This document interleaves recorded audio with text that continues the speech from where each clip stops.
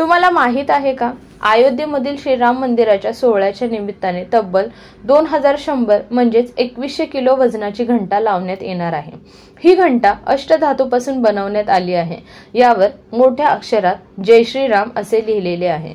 उत्तर प्रदेशमधील जलसेर येथील एका कुटुंबाने या विशाल घंटेची निर्मिती केली असून ही घंटा बनवण्यासाठी शेकडो कामगारांचे सहकार्य लागले आहे।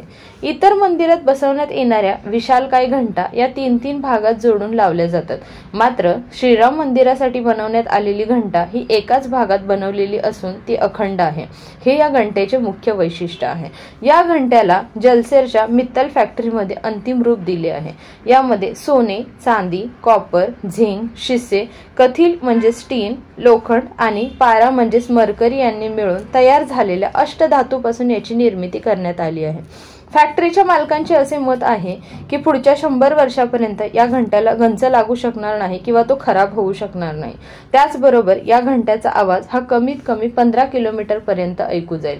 तसेच हा घंटा तयार करण्यासाठी साधारण 25 लाख रुपये इतका खर्च आला असून हा देशातला सर्वात मोठा घंटा असणार आहे। फॅक्टरीचे मालक आदित्य मित्तल यांच्या अंदाजानुसार 15 फूट वर्तुळाकार आणि 5 फूट आतील रुंदी व 6 फूट उंच या घंट्याला तयार करण्यासाठी 3 महिने व 400 कारागिरांनी दिवस रात्र मेहनत करून ही घंटा पूर्ण करण्याचे काम केले आहे। जलसेरमध्ये तयार करण्यात आलेला हा घंटा हिंदू मुस्लिम यांच्या ऐक्याचे प्रतीक सुद्धा आहे, कारण याला बनवताना दोन्ही धर्मांचे कारागीर एकत्रितपणे काम करीत होते। राम मंदिरात या विशाल घंट्याशिवाय अजून 10 मोठे घंटे लावले जाणार आहेत, ज्यांचे वजन साधारण 100 किलो पासून ते 500 ते 600 किलो पर्यंत असेल।